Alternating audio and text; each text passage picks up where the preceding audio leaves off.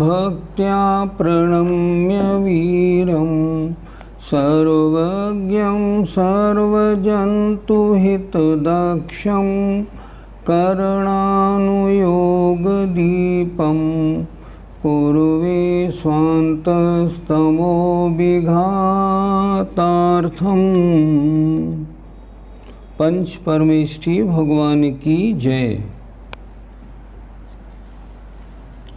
कल इंद्री मार्गणा हुई थी, थोड़ा सा रिवीजन करके फिर आगे बढ़ेंगे। प्रश्न 90 इंद्री मार्गणा किसे कहते हैं, उसके कितने भेद हैं और उनका क्या स्वरूप है। उत्तर देखिए इसका।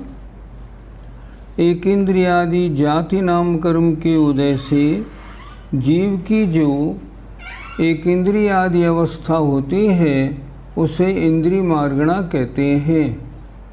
कोई एक इंद्री, कोई दो इंद्री, कोई तीन इंद्री, ये इंद्री मार्गणा। इंद्र के सदृश अपने अपने विषय में स्वतंत्र होने से उन्हें इंद्री कहते हैं। जिस इंद्री का जो काम है वो उस काम को ही करने वाली है। या छद्मस्त जीव जिनके माध्यम से पदार्थों को जानते हैं उन्हें इंद्री कहते हैं। हम पदार्थों का ज्ञान किनसे करते हैं, इंद्री से करते हैं। तो जिनसे ज्ञान होता है उन्हें कहते हैं इंद्रिय। इंद्री के दो भेद भावेंद्रिय और द्रव्येंद्रिय। हमेशा के लिए एक बात समझ लें, जहाँ भाव शब्द लगा हो वो चेतन के परिणाम है और जहाँ द्रव्य शब्द लगा हो वो पुद्गल के परिणाम है। यहाँ भी दो दी इन्होंने, भावेंद्रिय और द्रव्येंद्रिय। द्रव्येंद्रिय पौद्गलिक, भावेंद्रिय जीवात्मक। देखिए जरा, लब्धि और उपयोग को भावेंद्रिय कहते हैं। लब्धि किसे कहते हैं, मति ज्ञानावरण कर्म के छह उपशम से उत्पन्न होने वाली अर्थ माने पदार्थ ग्रहण की शक्ति रूप विशुद्धि को। अर्थात ज्ञानावरणी का छह उपशम होने के कारण आपको देखने की, सुनने की जो शक्ति प्राप्त हुई उसका नाम लब्धि। और उस विशुद्धि से अर्थ को ग्रहण करने रूप जो व्यापार होता है उसको उपयोग कहते हैं। सुनने की शक्ति मिली वो लब्धि और आप सुन रहे हैं ये उसका उपयोग। ये दोनों भावेंद्रिय हैं, ये जीव के परिणाम हैं। इनमें जीवत्व है दोनों में। अब आइए, निवृत्ति और उपकरण को द्रव्येंद्रिय कहते हैं। निवृत्ति कहते हैं रचना और उपकरण माने जो रचना का उपकार करे वह उपकरण। निवृत्ति और उपकरण को द्रव्येंद्रिय कहते हैं। जीव विपाकी जाति नाम कर्म के उदय के साथ साथ शरीर नाम कर्म के उदय से तत्त माने उस इंद्री के आकार में जो आत्म प्रदेशों तथा आत्म संबद्ध शरीर प्रदेशों की रचना होती है उसको निवृत्ति कहते हैं। इंद्री के आकार से शरीर का बन जाना, इधर कान बनी, इधर नाक बनी, इधर आँख बना, ये बन जाना, ये द्रव्येंद्रिय है। इसे कहते हैं निर्वृत्ति माने रचना। कल हमने समझाया था निर्वृत्ति दो प्रकार की। हमारे आँख के बीच में जो मसूर जैसा एक काला काला गोल गोल है, ये क्या है, ये बाह्य निवृत्ति है।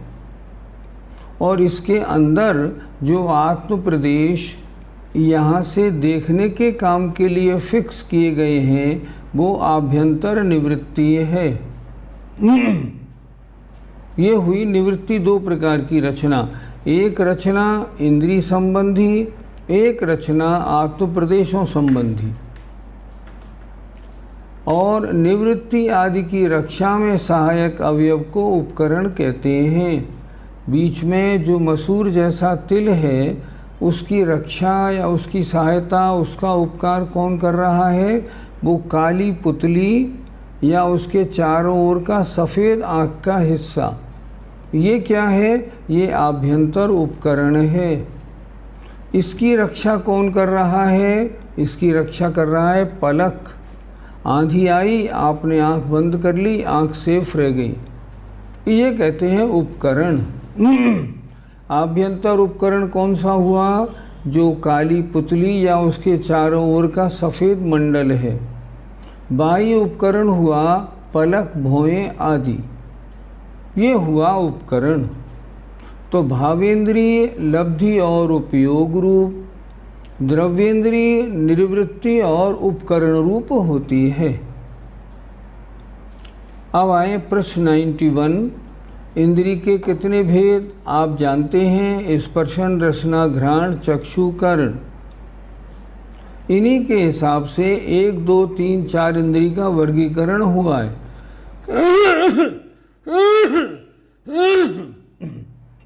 तिरंच गति में तो 1, 2, 3, 4, 5 इंद्रिय सब जीव होते हैं, लेकिन मनुष्यों में, देव और नारकियों में सिर्फ पंच इंद्रिय जीव होते हैं।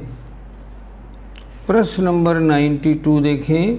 एक इंद्रियादि जीवों की स्पर्शनादि इंद्रियों का उत्कृष्ट विषय क्षेत्र कितना है? आगे बढ़ाओ। अर्थात एक इंद्रियादि जीव अपनी इंद्रियों से कितनी दूर तक की बात को जानते हैं, ये इसका पूरा चार्ट दिया हुआ है। इससे क्या मतलब? एक इंद्रिय जीव के केवल स्पर्शन इंद्रिय है और वह अधिक से अधिक 400 धनुष, एक धनुष बराबर 6 फुट, मतलब 2400 फुट तक रखी हुई वस्तु को जान सकता है, इससे आगे नहीं। इस तरह इन्होंने पूरी पांचों इंद्रियों के सबका विषय बता दिया। कितनी कितनी दूर तक किसकी इंद्रिय काम करती है। प्रश्न 93 में इंद्रियों का आकार कैसा है? ये देखने में भी यही आता है। चक्षु इंद्रिय का आकार मसूर के समान गोल, श्रोत इंद्रिय का आकार यम नाली के समान, घ्राण इंद्रिय का आकार तिल के फूल के समान, रसना इंद्रिय का आकार खुरपा के समान और स्पर्शन इंद्रिय का आकार अनेक प्रकार का है। दिखाई भी पड़ता है। स्पर्शन इंद्रिय बहुत तरह की, सबकी अलग अलग होती है हर जीव की। इन जीवों की इंद्रिय मार्गणा में जो 1, 2, 3, 4, 5 इंद्रिय की बात हमने की, इनकी प्रमाण माने संख्या कितनी है? तब इन्होंने बताया पृथ्वी, जल, अग्नि, वायु, कायिक जीव तो असंख्याता संख्यात हैं। केवल वनस्पति कायिक जीव अनंतानंत हैं। और शंख आदि 2 इंद्रिय, चींटी आदि 3 इंद्रिय, भौरा आदि 4 इंद्रिय और मनुष्य आदि 5 इंद्रिय जीव, ये असंख्याता संख्यात हैं। आगे और खुलासा कर दिया। एक इंद्रिय जीवों में 1 भाग प्रमाण बादर जीव और बहुभाग प्रमाण सूक्ष्म जीव होते हैं। क्या मतलब? मान लें कुल संख्या एक इंद्रिय जीवों की मान लो 1000 है।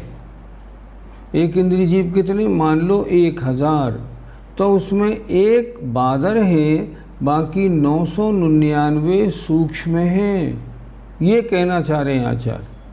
बादर बहुत कम है, सूक्ष्म बहुत ज़्यादा हैं। और बादर एक इंद्रिय जीवों में पर्याप्त कितने और अपर्याप्त कितने? तो उन्होंने बताया बादर एक इंद्रिय जीवों में पर्याप्त 1 भाग और बहुभाग, फिर वही बात ले लें 999, ध्यान से देखें, 999 अपर्याप्त हैं। 1 जीव एक इंद्रिय में बादर में पर्याप्त है। सूक्ष्म एक इंद्रिय जीवों में बहुभाग पर्याप्त जीव, माने 999 जीव पर्याप्त हैं। एक इंद्रिय में 1 भाग अपर्याप्त जीव हैं। ऐसा क्यों है? ये नेचर है, इसमें क्या हो सकता है? जैसा है वैसा भगवान ने बताया और आचार्यों ने शास्त्रों में लिख दिया। इंद्रिय मार्गणा कल हो गई। कौन कौन सी मार्गणा हो गई? गति और इंद्रिय। अब तीसरी मार्गणा आई काय मार्गणा। काय मार्गणा की आज चर्चा करेंगे। प्रश्न नंबर 95, काय मार्गणा किसे कहते हैं? जाति नाम कर्म के अविनाभावी तरस और स्थावर नाम कर्म के उदय से होने वाली जीव की पर्याय विशेष को काय कहते हैं। मतलब जीव की जो पर्याय है, पृथ्वी का एक रूप है, जल का एक रूप है, अग्नि का एक रूप है, जो पर्याय है उसे कहते हैं काय। ये काय मार्गणा। फिर देखें, जाति नाम कर्म के अविनाभावी, जाति नाम कर्म के साथ होने वाला तरस और स्थावर नाम कर्म का उदय। अगर जाति एक इंद्रिय जाति का उदय है तो स्थावर नाम कर्म का उदय, 2, 3, 4, 5 इंद्रिय जाति नाम कर्म का उदय है तो तरस नाम कर्म का उदय होता है। उसके कारण जीव को जो काय माने शरीर मिलता है उसे कहते हैं काय। काय के कितने भेद हैं? पृथ्वी काय, जल काय, अग्नि काय, वायु काय और वनस्पति काय। ये 5 तो स्थावर काय के भेद हैं और एक तरस काय। इस प्रकार काय के 6 भेद हुए। कहते हैं ना, षटकाय जीव न हननते। 6 काय के जीव होते हैं, 5 स्थावर, 1 तरस। अब इन्होंने देखा पृथ्वी, जल, अग्नि और वायु में कोई भेद नहीं होते। अब वनस्पति काय में इसके कितने भेद हैं? तो कह रहे हैं वनस्पति काय के कितने भेद हैं, उनका स्वरूप क्या है। थोड़ा समझना है, थोड़ा डिफ़िकल्ट है ज़रा। वनस्पति काय के 2 भेद हैं, प्रत्येक और साधारण। प्रत्येक वनस्पति जिसमें एक शरीर का स्वामी एक ही जीव होता है उसे प्रत्येक वनस्पति कहते हैं। साधारण वनस्पति जिन जीवों का शरीर साधारण नाम कर्म के उदय के कारण निगोद रूप होता है। क्या मतलब? जहाँ एक शरीर में अनंतानंत जीव रहते हैं और जिनका आहार, श्वासोच्छ्वास, जीवन तथा मरण समान अर्थात एक साथ होता है, उन्हें कहते हैं साधारण वनस्पति। वनस्पति काय के 2 भेद, एक प्रत्येक और एक साधारण। जिस वनस्पति काय का एक शरीर का स्वामी एक है वो प्रत्येक वनस्पति, और जिस वनस्पति काय में शरीर एक है, स्वामी अनंत हैं, उसे कहते हैं साधारण। एक बात और समझ लें, प्रत्येक वनस्पति कौन सी है?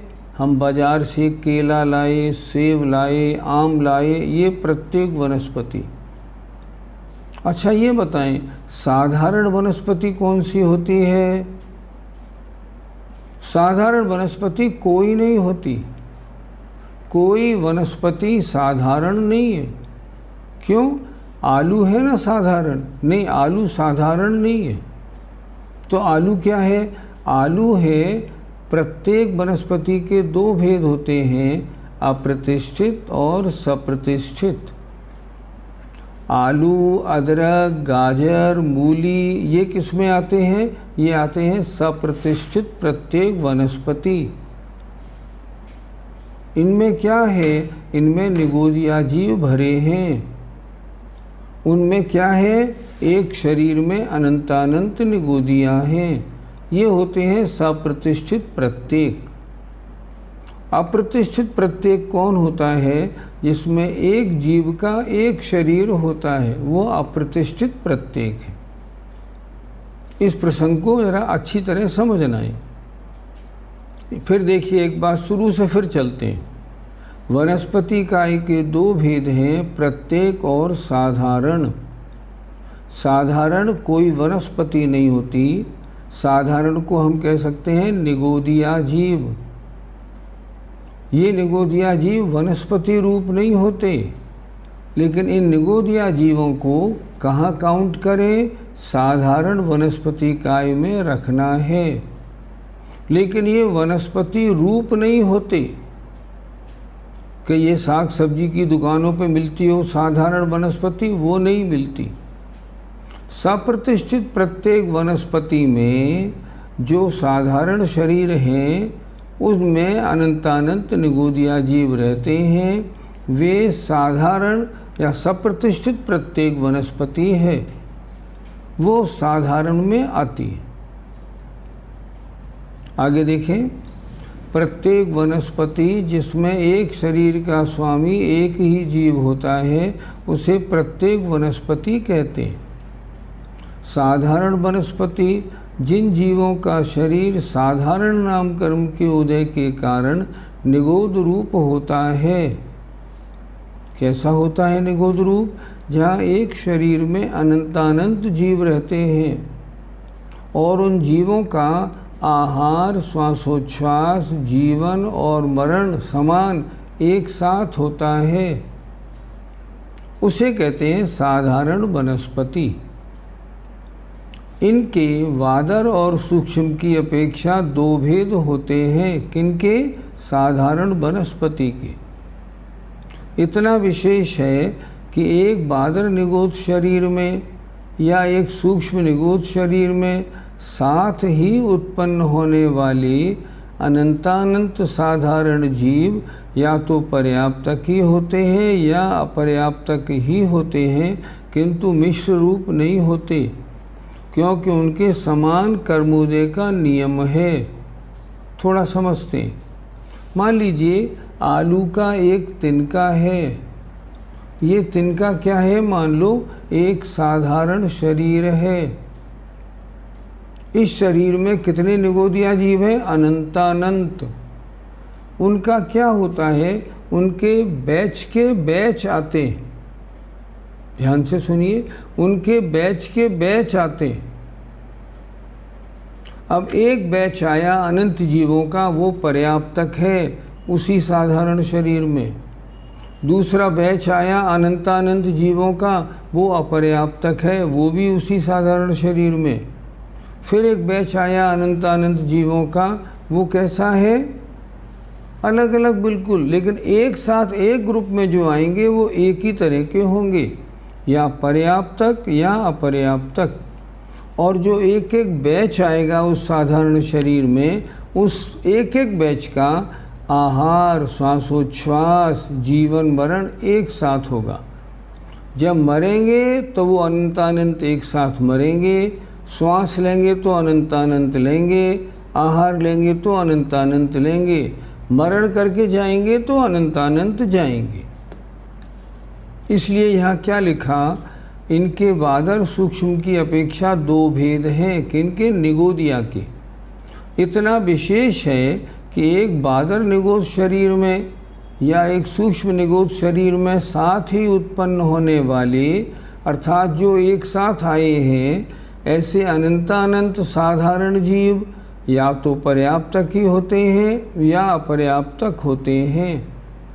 उस एक साधारण शरीर में जो बैच आया, पहला बैच आया पर्याप्तक का, दूसरा आया अपर्याप्तक का, तीसरा आया पर्याप्तक का, वो सब एक से ही होंगे। ऐसा नहीं कि उनमें थोड़े पर्याप्तक हो थोड़े अपर्याप्तक हो, ऐसा मिश्र रूप नहीं होते। क्यों नहीं होते? क्योंकि उनके सब जीवों के जो एक साथ आ रहे हैं, कर्म का उदय सबका बराबर समान है। इस तरह प्रश्न नंबर 98 देखें। प्रत्येक वनस्पति के कितने भेद हैं? प्रत्येक वनस्पति के दो भेद हैं, सप्रतिष्ठित प्रत्येक और अप्रतिष्ठित प्रत्येक। जितनी सब्जी आपको बाज़ार में मिलती है, जो फल बाज़ार में मिलते हैं, ये सब प्रत्येक वनस्पति वाले हैं। इनको हम कहते हैं प्रत्येक वनस्पति। इनके दो भेद, सप्रतिष्ठित प्रत्येक और अप्रतिष्ठित प्रत्येक। प्रत्येक वनस्पति दो प्रकार की होती है, सप्रतिष्ठित और अप्रतिष्ठित। परिभाषा देखिए, प्रश्न नंबर 99। सप्रतिष्ठित प्रत्येक किसे कहते हैं? जिनके आश्रय बादर निगोदिया जीव रहते हैं तथा जिनकी शिरा संधि आदि पर्व, शिरा संधि तथा पर्व आदि प्रकट न हुए हों, जिनका भंग करने पर समान भंग होता हो, तोड़ने पर जिनमें परस्पर तंतु ना लगे रहें, एवं छेद करने पर भी जिनकी पुनः वृद्धि हो जाए, और जिसकी स्कंद की छाल मोटी हो, उनको सप्रतिष्ठित प्रत्येक वनस्पति कहते हैं। इन्हें उपचार से साधारण वनस्पति कहते हैं। प्रश्न नंबर 99। इसको समझना बहुत टिपिकल है, अच्छी तरह समझते हैं। ये कह रहे हैं सप्रतिष्ठित प्रत्येक वनस्पति और अप्रतिष्ठित प्रत्येक वनस्पति में अंतर क्या है। अप्रतिष्ठित में निगोदिया नहीं है, सप्रतिष्ठित में निगोदिया भरे हुए हैं। अब इनको हम पहचाने कैसे? पहचाने ऐसे, जैसे मान लो आपको तोरई खरीदनी है, अगर तोरई में ऊपर धारियाँ वगैरह नहीं निकल रही हैं, समझना ये सप्रतिष्ठित है, और उसमें धारियाँ वगैरह आ गई हैं तो अप्रतिष्ठित है। सप्रतिष्ठित में अनंतानंत जीव राशि है, अप्रतिष्ठित में अनंतानंत जीव राशि नहीं है, उसमें असंख्यात प्रत्येक वनस्पति का एक जीव है। इनकी पहचान बहुत टेढ़ी है। बाजार से आप गए और आप कच्ची कच्ची भिंडी खरीद लाए, कितनी बड़ी, इतनी बड़ी बड़ी, ध्यान से सुनिएगा, छोटी छोटी भिंडी लाए, ये स्वाद में बड़ी अच्छी होती हैं, लेकिन ये सप्रतिष्ठित प्रत्येक हैं। इन भिंडियों में एक एक भिंडी में अनंतानंत जीव राशि है। तो कैसी भिंडी लाएं? ऐसी भिंडी लाओ जो ऐसी साइज में हो, इसे हम कहेंगे अप्रतिष्ठित प्रत्येक। जो वनस्पति कच्ची कच्ची खरीदी जाती हैं कि ये टेस्टी लगती हैं, वो होती हैं सप्रतिष्ठित, उनमें अनंतानंत निगोद जीविया होते हैं। और जो पूरी फुल साइज़ वाली खरीदी जाती है उसमें संख्यात या असंख्यात जीव होते हैं। एक उदाहरण से और समझते हैं। नीम के पेड़ में एक डाली है, उसमें एक तना लगा हुआ है, छोटी तना लगा हुआ है, उसमें नीम की 20 पत्तियां हैं मान लो। नीचे की पत्तियां बड़ी बड़ी हैं, ऊपर की पत्ती छोटी छोटी है। नीम के पेड़ में सबसे ऊपर की पत्ती कैसी है? बिल्कुल छोटी छोटी पत्तियां हैं। तो आचार्य लिखते हैं नीचे की जो पत्तियां बड़ी बड़ी हैं ये तो अप्रतिष्ठित प्रत्येक हैं। इनमें जीव कितने? संख्यात या असंख्यात। लेकिन नीम के पेड़ में जो कौपल लगी हुई हैं आगे, इनमें जीव कितने? इनमें अनंतानंत। क्यों? ये सब प्रतिष्ठित प्रत्येक हैं। तो जो सब्जियां अभी कच्ची हैं उन्हें अगर खाने में लेते हैं, अनंतानंत जीव राशि की हिंसा होती है। जो जमी कंद हैं उनमें भी अनंतानंत जीव राशि तो है ही। कैसी खानी चाहिए? जो साइज में हो गई हों उन्हें खाना चाहिए।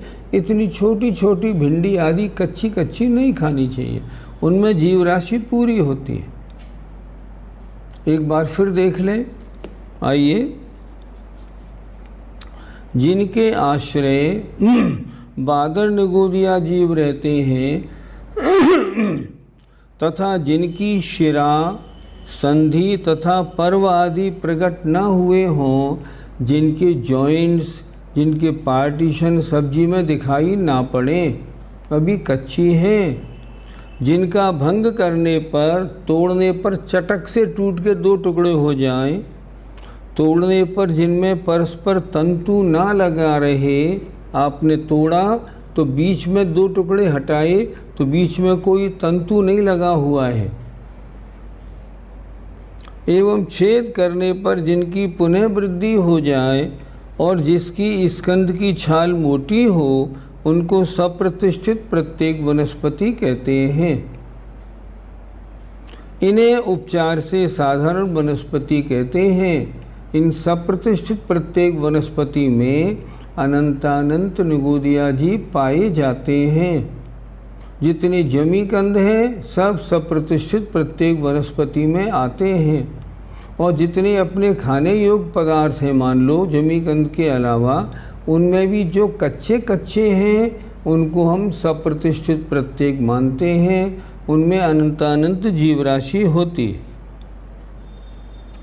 अगला प्रश्न देखें, प्रश्न नंबर 100। सप्रतिष्ठित प्रत्येक और साधारण वनस्पति में क्या भेद है? उत्तर देखिए, सप्रतिष्ठित प्रत्येक वनस्पति के आश्रित रहने वाले बादर निगोदिया जीव अपने शरीर का स्वतंत्र अस्तित्व रखते हैं। साधारण वनस्पति में रहने वाले अनंतानंत जीव अपने शरीर का स्वतंत्र अस्तित्व न रखकर एक शरीर के ही स्वामी होते हैं। सप्रतिष्ठित प्रत्येक वनस्पति में जो बादर निगोदिया जीव है ना, उनका शरीर अलग अलग है। लेकिन जो साधारण वनस्पति जैसे आलू आदि हैं, इनमें जो अनंतानंत जीव हैं उनका शरीर अलग अलग नहीं है, एक शरीर में अनंतानंत जीव रहते हैं। ये इन दोनों में अंतर है। अच्छी तरह समझिए। अब आइए प्रश्न 101। अप्रतिष्ठित प्रत्येक किसे कहते हैं? जो हमारे खाने योग्य है, अप्रतिष्ठित प्रत्येक जिसमें निगोदिया नहीं है। देखें, जिनके आश्रय बादर निगोदिया जीव नहीं रहते हैं तथा जिनकी शिरा, संधि और पर्व आदि की रेखाएं प्रकट हो चुकी हैं, दिखाई पड़ रही हैं, तोड़ने पर जिनका समान भंग नहीं होता है एवं छिन्न हो जाने पर जो फिर से उत्पन्न नहीं होती हैं, और जिनकी स्कंद की छाल पतली होती है, उनको अप्रतिष्ठित प्रत्येक वनस्पति कहते हैं। अप्रतिष्ठित प्रत्येक वनस्पति। अप्रतिष्ठित प्रत्येक वनस्पति अपनी उत्पत्ति के प्रथम समय से लेकर अंतर मुहूर्त तक पर्यंत सप्रतिष्ठित प्रत्येक ही रहती है। इससे क्या मतलब? कोई वनस्पति जब पैदा होती है तो पैदा होने के पहले समय से लेकर अंत मुहूर्त तक हर वनस्पति सप्रतिष्ठित प्रत्येक है। उनमें अनंतानंत निगोदियाँ हैं। बाद में जब समय निकलता है, वो वनस्पति बड़ी हो जाती है तो बजाय सप्रतिष्ठित के अप्रतिष्ठित अपने आप बन जाती है। जरा देखें फिर क्या लिखा। अप्रतिष्ठित प्रत्येक वनस्पति अपनी उत्पत्ति के प्रथम समय से लेकर अंतर मुहूर्त पर्यंत सप्रतिष्ठित प्रत्येक ही रहती है। अप्रतिष्ठित प्रत्येक वनस्पति जब उत्पन्न होती है ना, तो एक अंतर मुहूर्त तक वह सप्रतिष्ठित प्रत्येक वनस्पति रहती है। एक अंतर मुहूर्त के बाद वो अप्रतिष्ठित हो सकती है। उत्पन्न होगी तब तो सप्रतिष्ठित होगी और उसमें अनंत निगोदिया जीव होंगी। अगला देखते हैं प्रश्न 102। एक निगोद शरीर में द्रव्य की अपेक्षा जीवों का प्रमाण कितना है? एक निगोद शरीर, एक साधारण शरीर में कितनी क्वांटिटी कितनी है जीवों की? तो बता रहे हैं समस्त सिद्ध राशि का और संपूर्ण अतीत काल के समयों का जितना प्रमाण है, द्रव्य की अपेक्षा उनसे अनंत गुणे जीव एक निगोद शरीर में रहते हैं। क्या मतलब हुआ? जितने जीव आज तक सिद्ध बन गए हैं और जितने काल के समय आज तक गुजर चुके हैं, उनसे भी अनंत गुणे जीव एक निगोद शरीर में है। ध्यान से सुनिएगा। हम आलू खाते हैं, आलू में हमने अगर 1 चम्मच आलू लिया, मान लो, उसमें तो बहुत सारे साधारण शरीर हो गए, और हर साधारण शरीर में अनंत निगोदियाँ मौजूद हैं। फिर एक बार देखें कितने निगोदियाँ हैं उसमें, जितने आज तक सिद्ध हो गए हैं या जितने आज तक टाइम गुजरा उसमें जितने समय हो गए, उनसे अनंत गुणे जीव एक निगोद शरीर में रहते हैं। बहुत से लोग एक प्रश्न करते हैं। प्रश्न ये करते हैं कि जब 6 महीने 8 समय में 608 जीव बराबर मोक्ष जा रहे हैं, तो एक दिन तो ऐसा आएगा जब सारे जीव मोक्ष चले जाएंगे, क्योंकि 608 6 महीने 8 समय में 608, 6 महीने 8 समय में 608 जीव मोक्ष जा रहे हैं। तो कभी ना कभी तो संसार खाली होगा कि नहीं होगा? ये प्रश्न इसका उत्तर देता है। ये प्रश्न क्या उत्तर दे रहा है? अनंत काल से आज तक जितने सिद्ध भगवान हुए हैं, उनसे भी अनंत गुणे जीव तो अभी आलू के एक तिनके में हैं।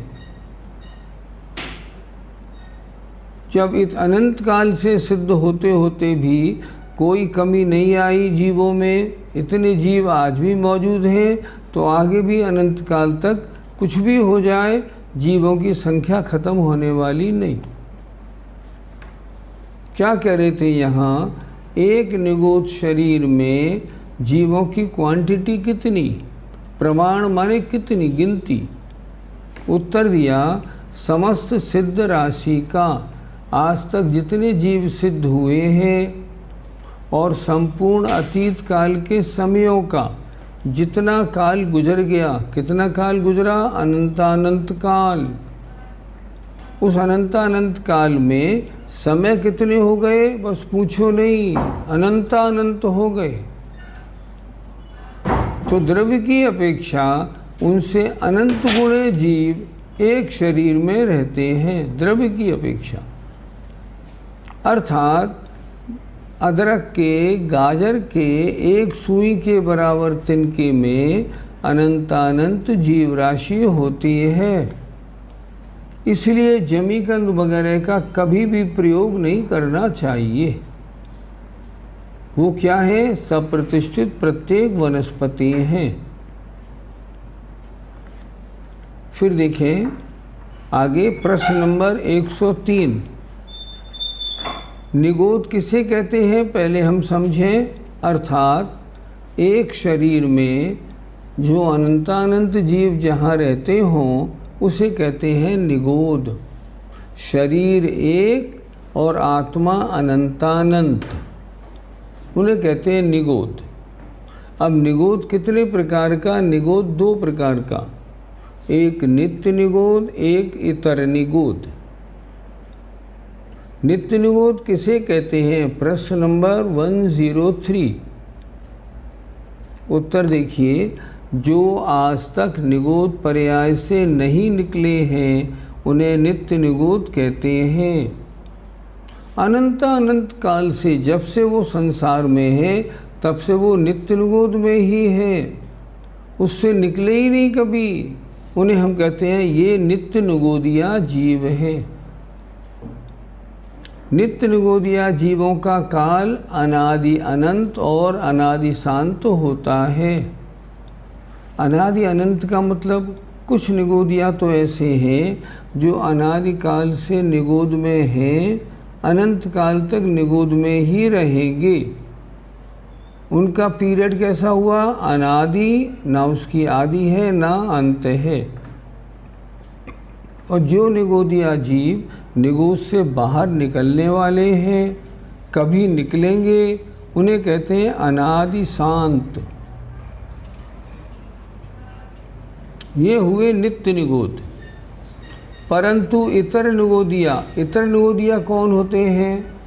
जो पहले निगोद में थे, बाद में एक इंद्री दो इंद्री मनुष्य देव में गए और वहाँ से लौट कर फिर निगोद में आ गए, वो कहलाते हैं इतर निगोदिया।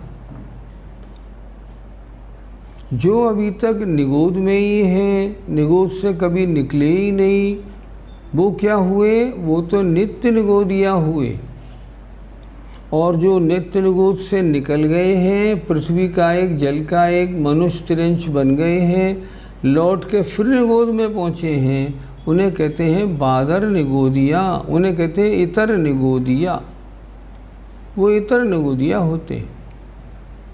इसमें क्या लिखा? प्रश्न 103 में, नित्य निगोदिया जीवों का काल अनादि अनंत और अनादि शांत होता है। जो नित्य निगोदिया जीव हमेशा से निगोद में हैं और अनंत काल तक निगोद में ही रहेंगे, उनका अनादि अनंत, उनका अनादि शांत नहीं। और जो अभी तक तो निगोद में हैं लेकिन अब कभी निकलने वाले हैं, कभी भी निकलेंगे, वो अनादि शांत। परंतु इतर निगोदिया जीवों का काल सादि शांत और सादि अनंत होता है।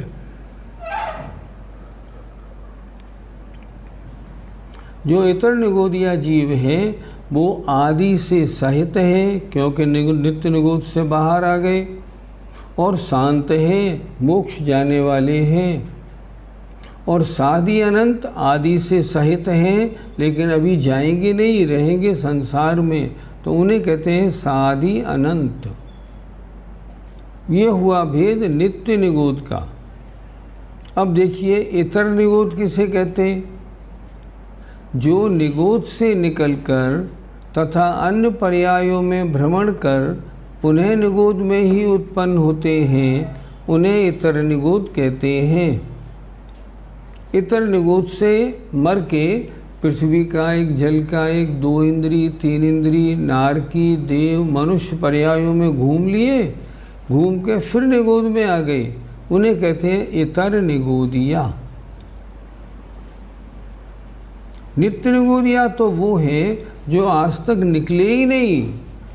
इतर निगोदिया वो हैं निकले पर और जगह घूम के फिर निगोद में दोबारा आ गए, उनको कहते हैं इतर निगोद। प्रश्न नंबर 104 देखिए, जो निगोद से निकलकर तथा अन्य पर्यायों में भ्रमण कर पुनः निगोद में ही उत्पन्न होते हैं, उन्हें इतर निगोद कहते हैं। निगोदिया दो प्रकार के, एक बादर निगोदिया और सूक्ष्म निगोदिया। बादर निगोदिया वो हैं जो किसी वस्तु के आधार से रहते हैं, जैसे गाजर, मूली, इनमें जो निगोदिया जीव हैं वे बादर निगोदिया हैं। और यहाँ सब जगह जो निगोदिया भरे पड़े हैं पूरे लोक में, ये सूक्ष्म निगोदिया हैं।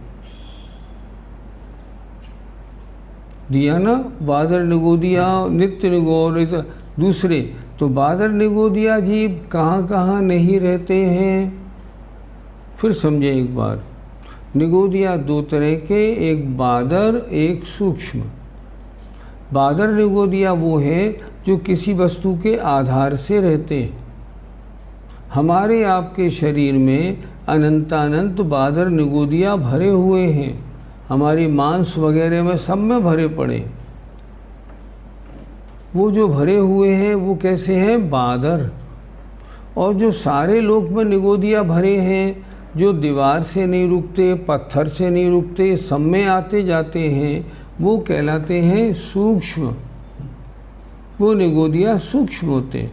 सूक्ष्म माने जो ना किसी को रोकते हैं ना किसी से रुकते।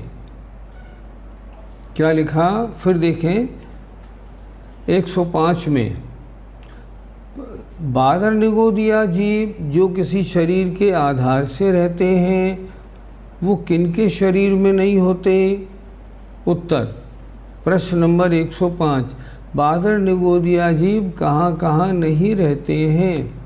उत्तर पृथ्वी, जल, अग्नि और वायु इन 4 स्थावरों में, अर्थात जो पृथ्वी का एक, जल का एक, अग्नि का एक, वायु का एक जीव है, इनके शरीरों में निगोदिया बादर नहीं पाए जाते। और क्या लिखा? आहारक शरीर में जो मुनि महाराज आहारक रिद्धि के द्वारा अपने मस्तक से पुतला निकाल के भगवान के पास भेजते हैं ना, उसमें भी निगोदिया बादर नहीं होते। देव नारकियों का शरीर, देवों के शरीर में, नारकियों के शरीर में भी बादर निगोदिया नहीं होते। और केवली भगवान के शरीर में भी बादर निगोदिया नहीं होते हैं। बादर निगोदिया जीव कहाँ कहाँ नहीं रहते हैं? इन 8 स्थानों में नहीं रहते। पृथ्वी, जल, अग्नि और वायु इन 4 स्थावरों में।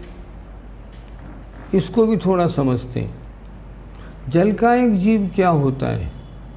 देखें, आपके सामने एक कटोरी पानी रखा हुआ है। ये पानी जीव है या अजीब? आप उत्तर देंगे पानी तो जीव है। लेकिन नहीं, ऐसा उत्तर मत दीजिए। पानी तो पुद्गल है। पानी में जो जीव हैं वे जल का एक जीव है। ये उत्तर दीजिए।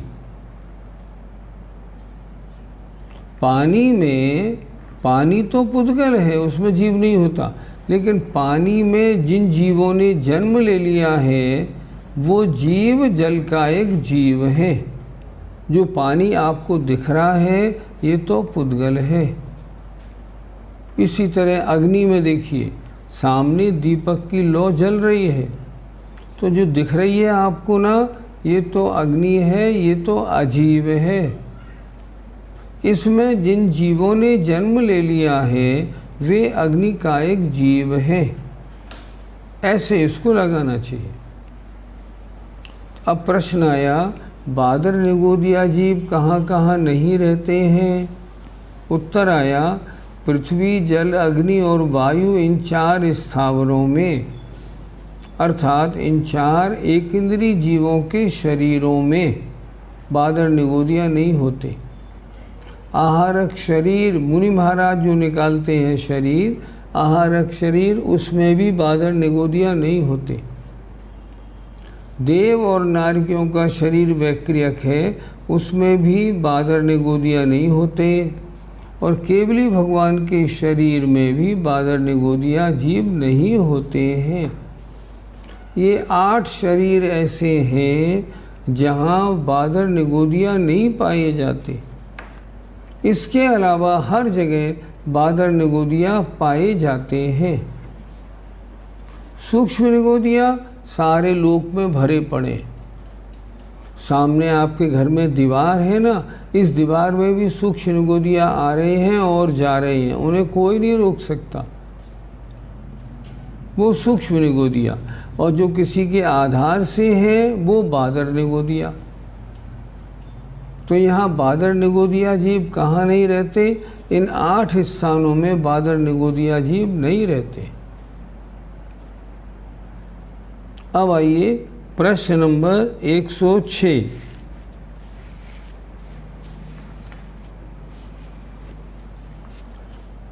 स्थावर कायिक और त्रस्कायिक जीवों का कैसा आकार है?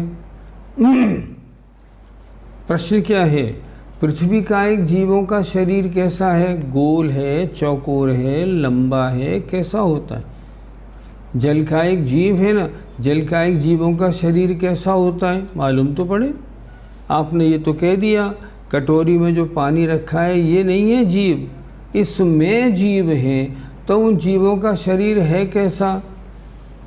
तो यहाँ बता रहे हैं, देखिए, पृथ्वी कायिक से वायु कायिक पर्यंत जीवों का आकार क्रम से है मसूर, अर्थात पृथ्वी कायिक का जो जीव है उनका आकार मसूर जैसा, जल कायिक का जल की बूंद जैसा, अग्नि कायिक का सुइयों का समूह जैसा, और वायु कायिक का ध्वजा के समान जो फ्लैग होता है, झंडा, उस जैसा होता है। वनस्पति कायिक और त्रस्कायिक जीवों का आकार अनेक प्रकार का है। इस तरह इन्होंने बताया एक इंद्रिय और त्रस जीवों का आकार कैसा होता है। प्रश्न 107, स्थावर कायिक जीवों की उत्कृष्ट आयु का कितना प्रमाण है? एक इंद्री, दो इंद्री, तीन इंद्री, चार इंद्री, पंच इंद्री। इनमें स्थावर कौन से? सिर्फ एक इंद्री। 2, 3, 4, 5 इंद्री त्रस। अब स्थावर जीवों में कितने भेद? पृथ्वी, जल, अग्नि, वायु और वनस्पति।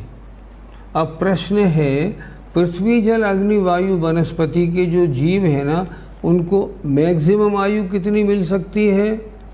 उत्कृष्ट आयु का कितना प्रमाण है? अब उत्तर देखिए। पृथ्वी दो तरह की होती है, एक मुलायम, एक कठोर। जैसे डायमंड है जो आपकी अंगूठी में लगा है, ये डायमंड भी पृथ्वी से आया हुआ है, लेकिन ये बहुत हार्ड है। और जो मुलायम वाले पत्थर होते हैं, जिन पत्थरों से मूर्ति आदि बनाई जाती हैं, वो बड़े सॉफ्ट होते हैं। तो यहाँ लिखा है इन्होंने, मृदु पृथ्वी कायिक जीवों की उत्कृष्ट आयु 12,000 वर्ष। अर्थात जो पत्थर मुलायम होते हैं, उनमें जो जीव पाए जाते हैं, उनकी आयु 12,000 वर्ष से ज़्यादा नहीं होती, मैक्सिमम। कठोर पृथ्वी कायिक जीवों की 22,000 वर्ष। जो कठोर का होते हैं ना, जिनमें से जैसे मैंने बताया ना, डायमंड के पाषाण होती है ना, वो बहुत कड़ी होती है। पत्थर भी कोई कड़ा होता है, कोई मुलायम होता है। तो जो कड़े पत्थर है ना, उनकी आयु, कठोर पृथ्वी कायिक जीवों की आयु 22,000 वर्ष।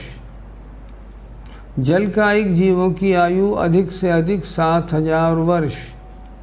अग्नि कायिक जीवों की 3 दिन, इससे ज़्यादा नहीं। और वायु कायिक जीवों की 3,000 वर्ष। और वनस्पति कायिक जीवों की उत्कृष्ट आयु 10,000 वर्ष प्रमाण है। इस तरह इन्होंने एक इंद्री के 5 भेद, पृथ्वी, जल, अग्नि, वायु, वनस्पति, इनमें जो जीव हैं, उनकी मैक्सिमम आयु कितनी होती है, उसका प्रमाण दे दिया। फिर एक बार देखें, जो मुलायम पृथ्वी कायिक हैं, उनकी 12,000 वर्ष। जो हार्ड पृथ्वी कायिक हैं, उनकी 22,000 वर्ष। जल कायिक जीवों की 7,000 वर्ष। क्या मतलब? अर्थात जल में कोई जल कायिक जीव 7,000 वर्ष तक जीवित रह सकता है, इससे ज़्यादा नहीं। तेज कायिक माने अग्नि कायिक जीवों की 3 दिन।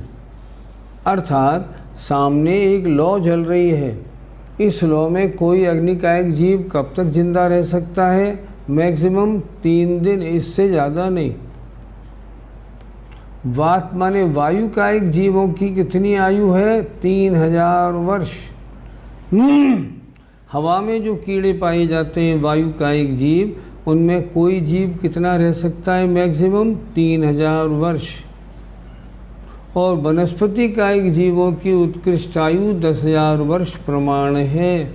कोई भी पेड़ इससे ज़्यादा आयु वाला नहीं हो सकता, बस मैक्सिमम 10,000 वर्ष। इस तरह यहाँ इन्होंने एक इंद्रिय जीवों की उत्कृष्ट आयु बता दी। आगे चलें, क्या हुआ? हाँ, आगे देखिए, निगोद राशि से निकलकर त्रस राशि में रहने का काल अधिक से अधिक कितना है? कोई जीव निगोद से निकला, एक इंद्री था, और वो त्रस जीवों में आ गया। अब वो त्रस जीवों में कितने समय तक रह सकता है अधिक से अधिक? उत्तर, त्रस राशि में रहने का अधिक से अधिक काल साधिक 2000 सागर वर्ष है। क्या मतलब?